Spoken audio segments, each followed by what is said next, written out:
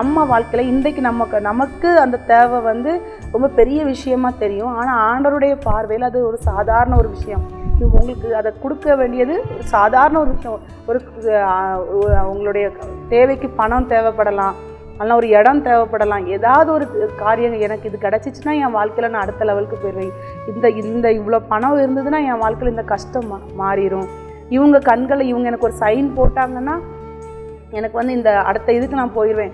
ஏதாவது ஒரு தேவையில் நீங்கள் இருந்துட்டு இருக்கலாம். ஆனால் ஆண்டவர் இந்த நாளில் உங்களுடைய கண்களை என்ன செய்கிறார்? திறக்கிறார். உங்களுக்கு உதவி, உங்களுக்கு இந்த இடத்துல எந்த இடத்துலேருந்து ஹெல்ப் வேணுமோ, உங்களுக்கு எந்த இடத்துலேருந்து அந்த நன்மை வேணுமோ, ஆனால் அது உங்களை சுற்றில தான் இருக்கும். நமக்கு அந்த நம்மளுடைய அறிவுக்கு அந்த இது வந்து என்ன செஞ்சுருக்காது? எட்டிருக்காது. நம்மளுடைய அறிவுக்கு அது வந்து தோணி இருக்காது. நம்மளுடைய இருதயத்துக்குள்ள அந்த எண்ணம் கண்டிப்பாக வராமல் என்ன செய்திருக்கலாம்? இருந்திருக்கலாம். அப்போ நம்ம இந்த நாளில் கேட்கணும், ஆண்டவரே என்னுடைய மனக்கண்களை திறந்துடலுங்க.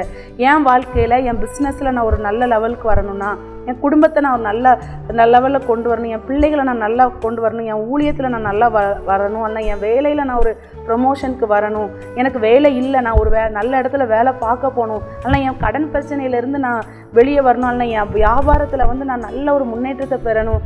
என்ன காரியமாக இருந்தாலும் ஆண்டவரே எனக்கு இதுக்கு ஒரு ஐடியா கூட இல்லாமல் இருக்கிறேன், எனக்கு இதற்கு ஒரு ஹெல்ப் பண்ணுறதுக்கு ஒரு மனிதர் இல்லாமல் இருக்கிறேன், எனக்கு ஒரு சின்ன ஹெல்ப் பண்ணால் போதும், யாராவது நான் உயர்ந்து வந்துடுறேன். என்ன சிச்சுவேஷன் இருந்தாலும் மனிதர்களை காட்டிலும் நமக்கு பெரிய ஹெல்ப் பண்ணுற தேவன் நம்மளோட என்ன செய்கிறார்? இருக்கிறார்.